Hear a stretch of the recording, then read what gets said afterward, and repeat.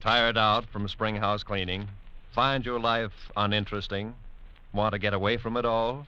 We offer you Escape.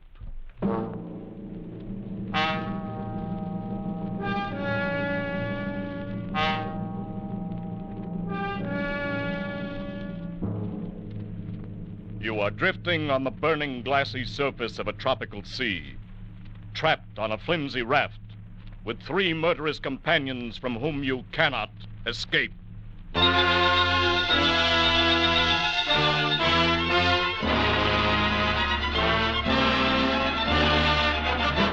Escape, designed to free you from the 4 walls of today for a half hour of high adventure.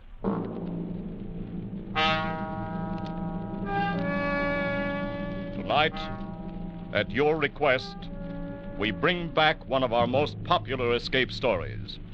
We take you to Noumea in the South Pacific, a French penal colony as notorious as Devil's Island. And we invite you to escape from Noumea in John Russell's The Fourth Man.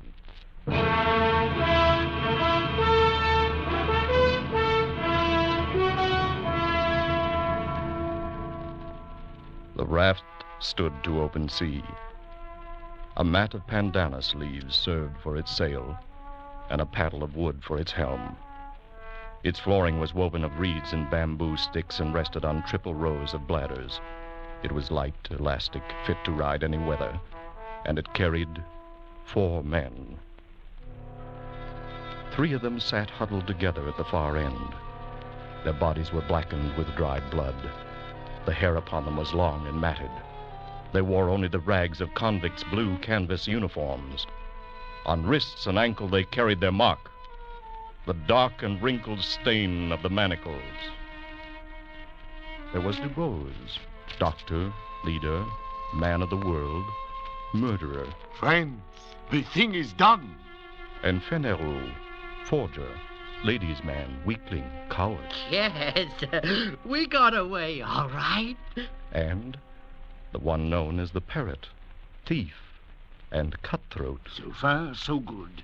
Gentlemen, by way of celebration, may I offer you cigarettes? Cigarettes? Oh, Doctor, you're a marvelous magician. Look at them, white and fresh as though they just came from the package. How did you do it? Every 6 months, there are about 75 escapes from Noumea, and not more than one succeeds. Ours would be that one I knew. And so, 3 weeks ago, I bribed the night guard for these very cigarettes, so that we might sit here, my friends, as we are doing, and celebrate.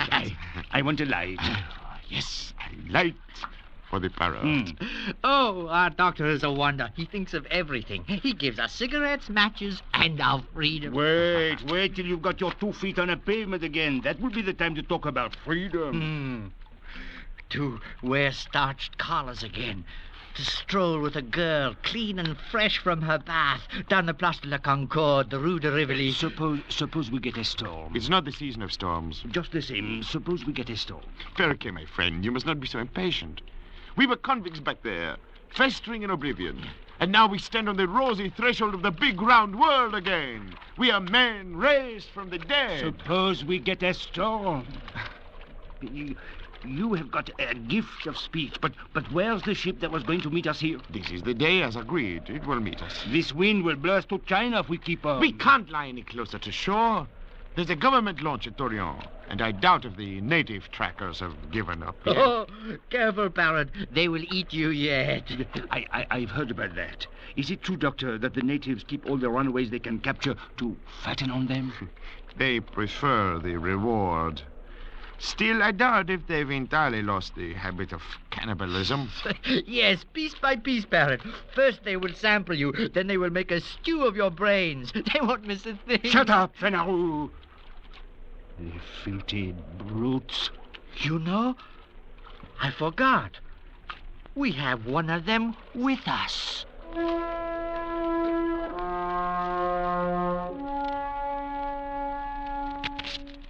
The 4th man was steering the raft. He sat crouched in the stern, his body glistening with spray. His huge dark hands held the steering paddle. He was motionless like an idol, his eyes fixed on the course ahead. the fourth man on the raft. My friends, you are looking at a Kanaka. You will see nothing superior. No line of beauty to redeem the low angle of the forehead, the knobby joints of the body. Nature has stamped him with the mark of inferiority. And he has set the final seal himself with that twist of bark about his middle, that prong of pig ivory through his nose. Nonetheless, he is a man, and there is a price on our heads. Well, he could be taking us where he likes. Calm yourself, Fenero. He is a very simple animal. An infant, really. Does that mean he could not double-cross us? It does. He is bound by his duty. I made my bargain with his chief up the river. And this one is sent to deliver us on board our ship. That's the only interest he has in us. And he will do it? He will. It is the nature of the native. I don't trust him. Not for a minute. The brute. The animal. You! It's you I'm talking about, you filthy brute! Parrot! Save your breath, Parrot. He speaks no language, only a few noises, a few signs. I don't feel right on the same raft with that. Go on, burn yourself up in this sun. Me, I will just stretch out a little under these mats. Yes. We should all sleep a little, conserve ourselves. When we awake, she'll be there, the ship, our pretty little topsail schooner, our mast standing out against the sky, and we'll be on our way to France. Sleep, my friend.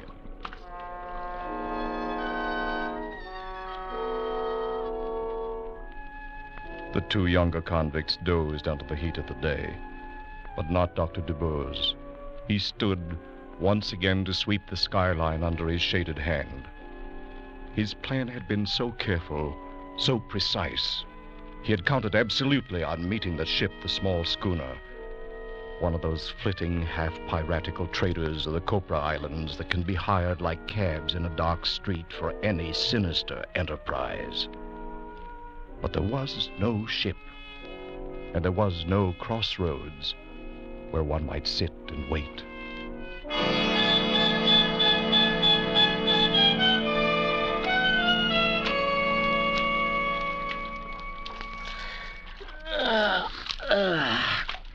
Good morning, Doctor.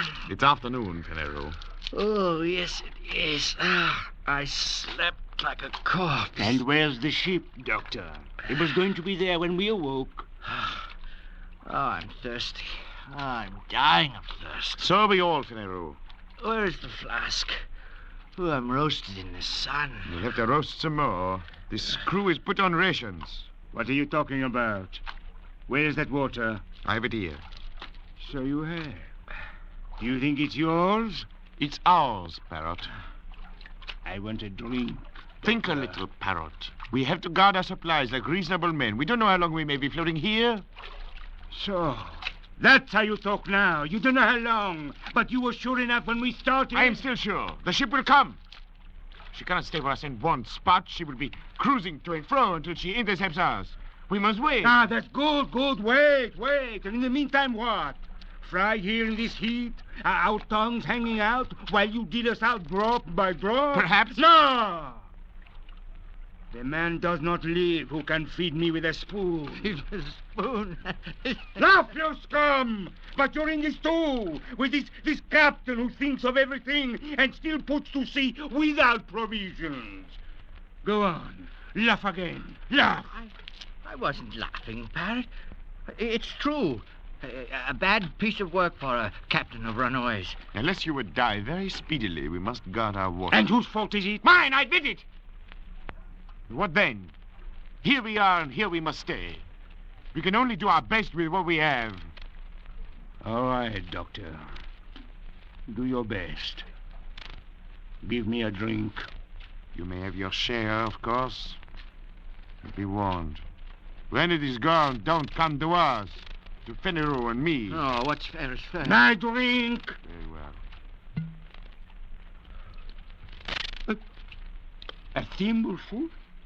One thimble? This way we should have enough for 3 days. Perhaps more.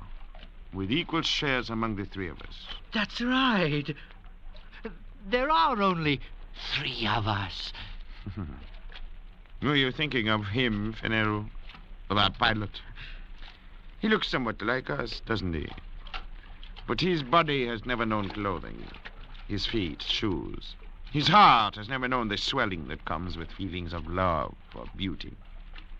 His mind has never known a single thought.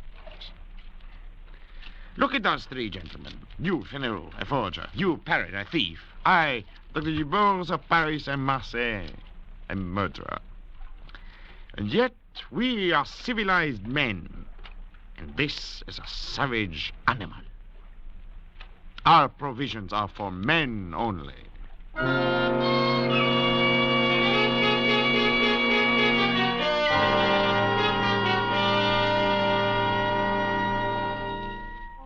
The 3 men awoke to their second day on the raft. They looked and saw the far round horizon and the empty desert of the sea, and their own long shadows that slipped slowly before them over its smooth, slow heaving. The land had sunk away from them in the night. The trap had been sprung. As the savage sun kindled upon them with the power of a burning glass, a calm fell, an absolute calm. The air hung, waited. The sea heaved and fell in polished undulations, and the sun shone, driving in under their eyelids like white-hot splinters. They crawled to the shelter of their mats, gasping, shriveling. And the water, the world of water, was slack and thick as oil. Ah, mon Dieu. How lonely it is. Captain Lebord, Yes, Parrot. look around you. What do you mean? Go on, look around. What do you see? I see water, Parrot, the horizon, nothing else. What? Don't you see a ship? A pretty little schooner?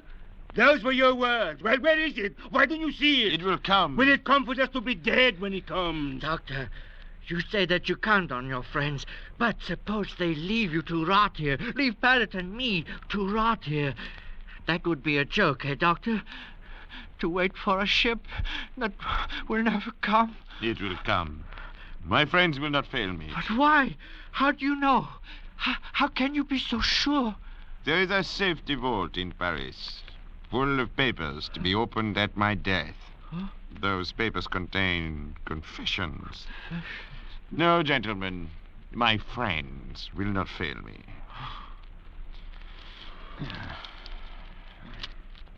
Parrot, a moment ago you asked what I saw. Well, There was something I neglected. what was that? I see a Kanaka on this raft with us. He does not join us. He does not look at us. He sits on his heels in the way of the native, with his arms hugging his knees. He sits at the stern, motionless under the shattering sun, gazing out into vacancy. Whenever I raise my eyes, I see nothing else. Only this Kanaka. And he seems to be enjoying himself quite well. I was thinking so myself. The cannibal, the savage. He does not seem to suffer. What's going on in his brain? What does he dream there? He looks at us as though he hates us. The dirty rat. Maybe he's waiting for us to die. Maybe he's waiting for the reward. At least he wouldn't starve on the way home, and he could deliver us piece by piece. How does he do it? Has he not any feelings? I've been wondering about that. It may be that his fibers are tougher, his nerves are But we stronger. have had you know. water, and he has not. And yet, see, his skin, it's fresh and moist. And his belly round as a melon. Don't tell me this savage is thirsty. Is there any way he could steal our supplies? Certainly not. Suppose he has his own supplies hidden. What? We see. I'll go Search ahead the and- raft. Look for Look, them. Look under the mat. I've heard this morning here. Turn this one. Did you hear? No, nothing. No, there. Doctor. Yes. Over there. Oh, I'm sorry. No. Ah.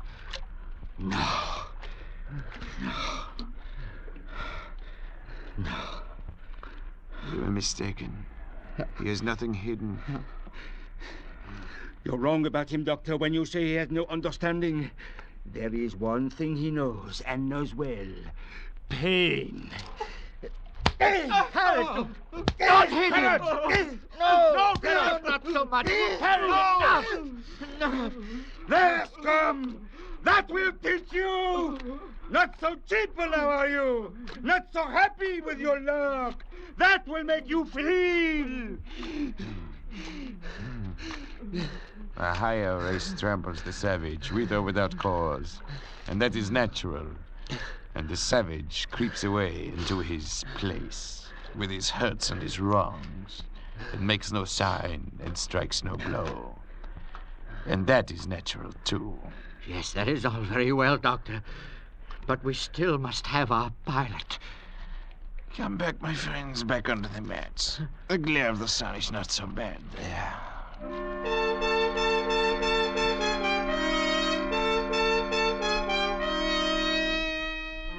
So the days dragged by, the second and the third, and now it was the fourth day. And still there was no breeze, and still there was no ship. Doctor, Yes, what do you stare at? at him, the savage. Look at him, and look at us. We are dying, our powers are ebbing. And him? He's naked, wild, brutish. He's yet to give the slightest sign of complaint or weakness. Yes, it's true. At night he stretches out and sleeps. Those long hours when we wrestle and fight with despair, he sleeps like a child. Then in the morning he resumes his place aft, unchanged, fixed, a growing wonder. Doctor, is this a man or a fiend? A man is man. A miracle. He's a man, and a very poor and wretched example of a man. You will find no lower type anywhere. Look at his cranial angle, the high ears, the heavy bones of his skull. He's scarcely above an ape. Then what?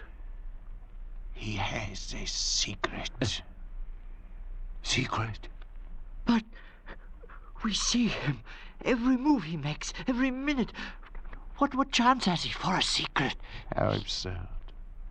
Here are we three, children of the century, products of civilization. And here is this man who belongs before the Stone Age. In a set trial of fitness, of wits, of resources, is he to win?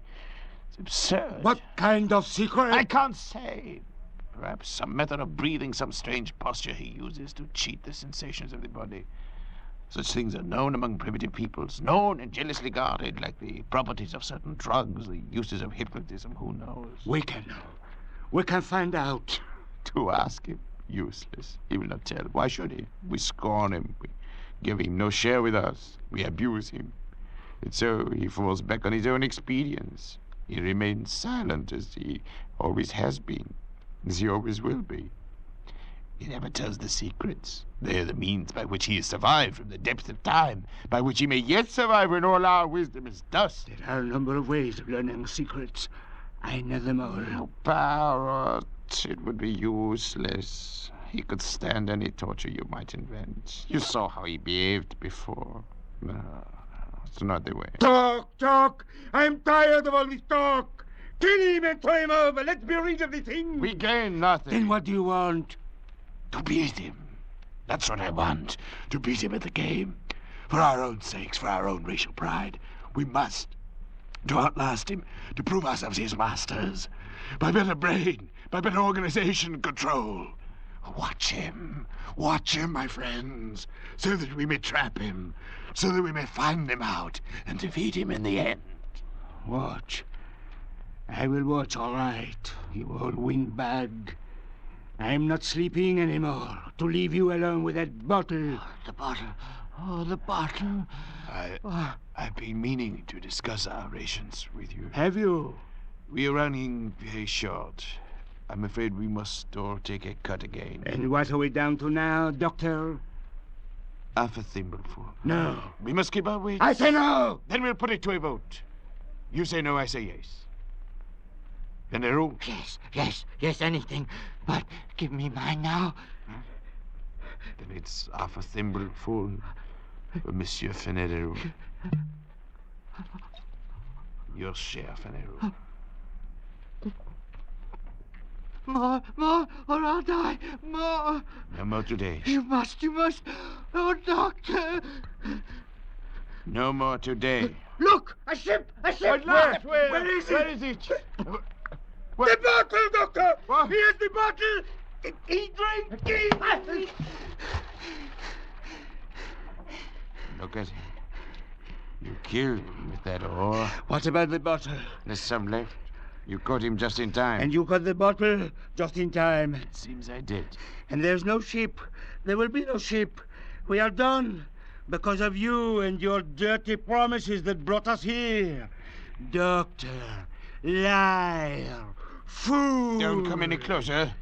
Unless you want this flask broken over your head. No, I would not want that. Oh, Barrett, just think. Why should you and I fight? We can see this trouble through and win yet. This weather can't last forever. Besides, now here would be only two of us to divide the water, yes? Yes, that is true, is it not? Fenero kindly leaves us his share. An inheritance. All right, I'll take mine now. My share now, if you please. Later we shall see. So be it.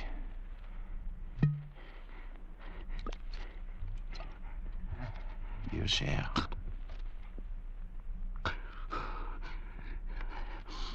Many thanks. And now, Fenero's share. To me, please. As you say.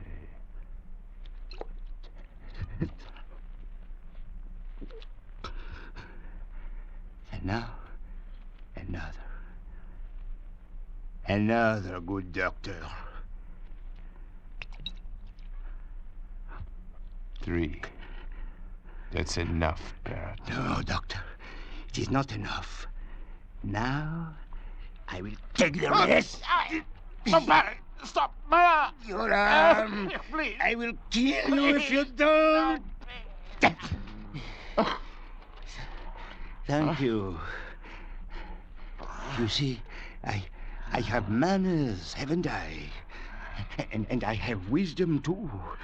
Because I have fooled a very wise man. I toast you, Doctor. The best man wins. That was a very bright idea of yours. The best...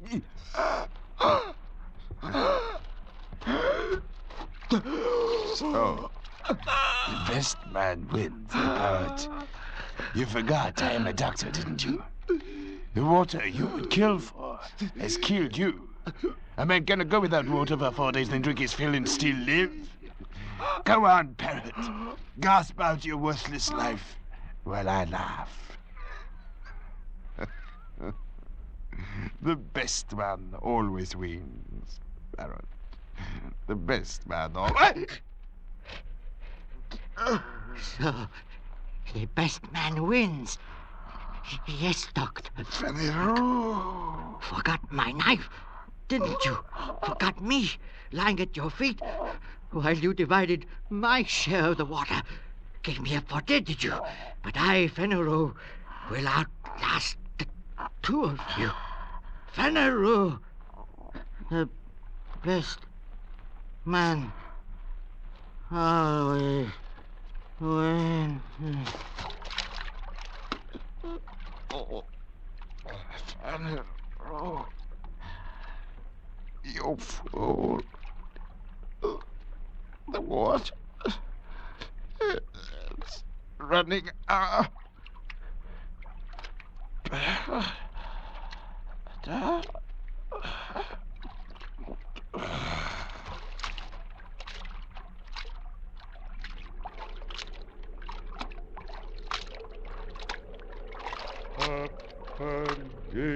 Bandung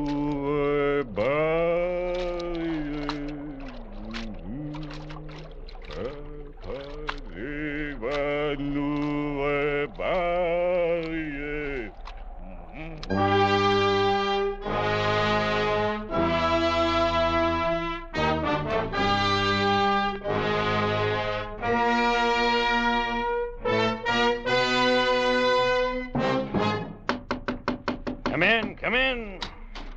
The longboat's back, Captain. The raft was here all the time, not 10 miles away from us. Ah, that calm. Such misfortune. Well, where are they, the passengers? We're too late. They're all dead. Will you mind your business? But one is stabbed to death, another is skull crushed, the other fried by the sun. All dead. Well, then, all the better. That'll cost nothing to feed. But how... Hogsheads, my friend, the hogsheads in the afterhold. Filled them nicely with brine, and there we are. I don't understand. You're dull, Marteau, very dull. The gentleman's passage is all paid before we left Sydney. I contracted to bring back 3 escaped convicts. Well, I'll bring them back in pickle. So if you'll go back, Marteau, and bring them aboard for the trip, I'll be much obliged. Very well. Oh, there's a 4th man on the raft, Captain. A Kanaka. Still alive. What do we do with him? A Kanaka? No word in my contract about any Kanakas. Leave him there. After all, he's only a savage.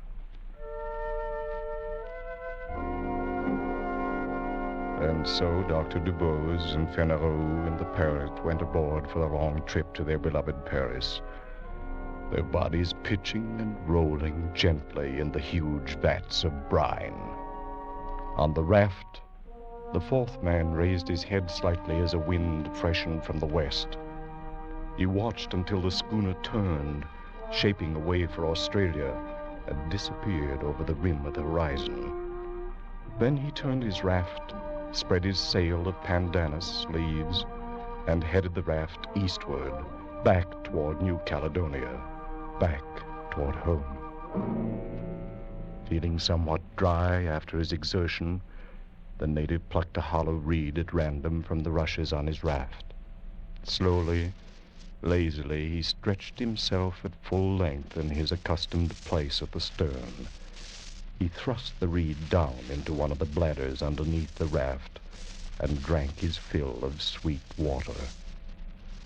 He had a dozen such storage bladders remaining, built into the floats at intervals above the waterline, quite enough to last him safely home again.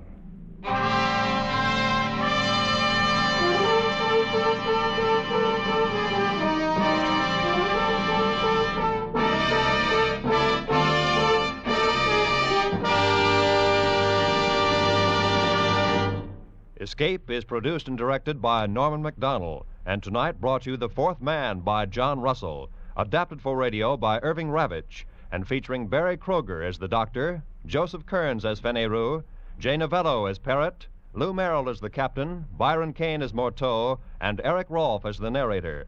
Music is conceived by Cy Fure and conducted by Wilbur Hatch. Next week. You are groping in the dark of an African night, trapped on a dock above a crocodile-infested river, fighting for your life against a ruthless giant from whom you must escape.